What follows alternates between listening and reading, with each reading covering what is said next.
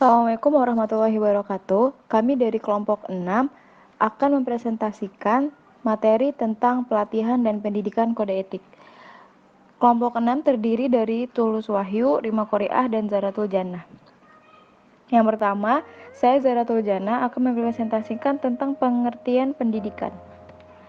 Dalam buku Kode Etik Psikologi, pasal 37 ayat 1, pendidikan adalah proses pengubahan sikap dan tingkah laku individu atau kelompok atau komunitas yang bertujuan membawa ke arah yang lebih baik melalui upaya pengajaran dan pelatihan. Pendidikan dalam pengertian ini termasuk pendidikan bergelar atau non-gelar.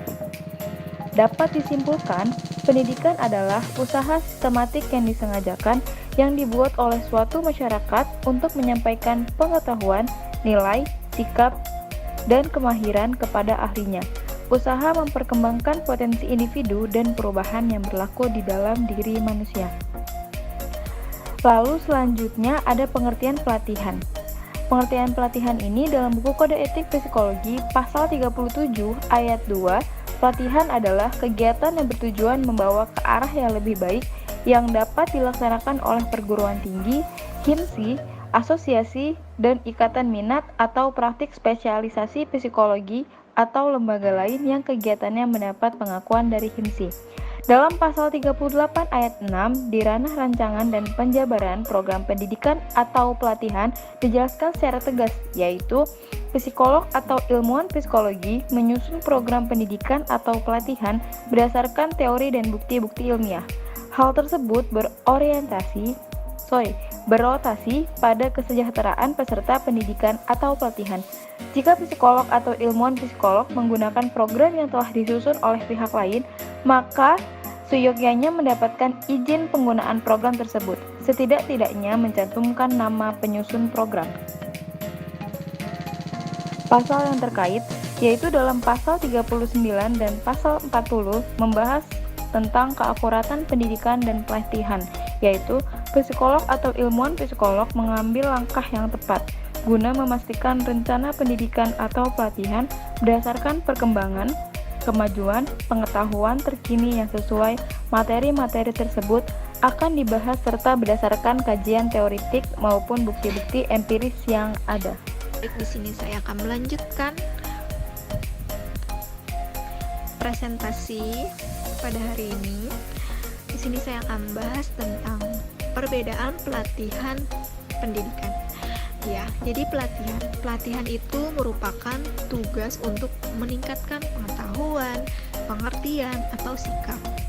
Nah, sedangkan pelatihan merupakan pendidikan dalam arti sempit, terutama dengan instruksi, tugas khusus, dan disiplin.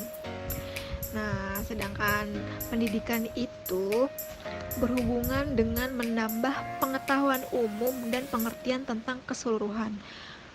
Jadi, pendidikan ini merupakan suatu usaha untuk mengembangkan kemampuan berpikir dari seseorang. Berikutnya ada contoh kasus. Di sini, dengan lisensinya yang diragukan juga surat izin praktek psikologinya dipertanyakan lantaran tidak terdaftar di Himpunan Psikologi Indonesia (HIMSI).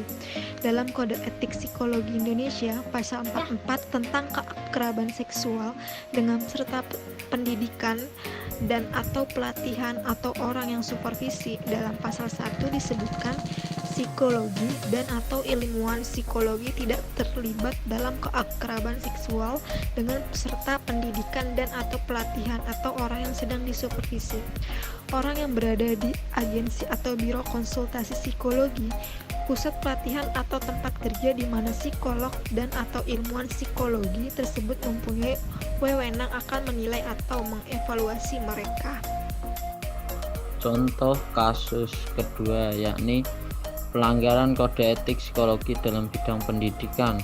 Suatu SMA di daerah yang jauh dari kota ingin menggunakan tes psikologi sebagai salah satu acuan untuk melihat kemampuan, minat, dan bakat siswa kelas 1 yang akan penjurusan di kelas 2, baik IPA, IPS, dan bahasa.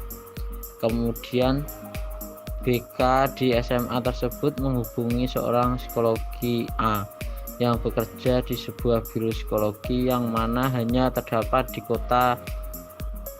kota yang letaknya jauh dari SMA tersebut. Dalam hal ini, biro psikologi tersebut mengadakan kerjasama untuk mengadakan tes psikologi dengan pihak SMA tersebut. Pihak biro hanya mengirim alat-alat tes psikologi ke SMA tersebut tanpa adanya seorang psikolog yang ikut serta.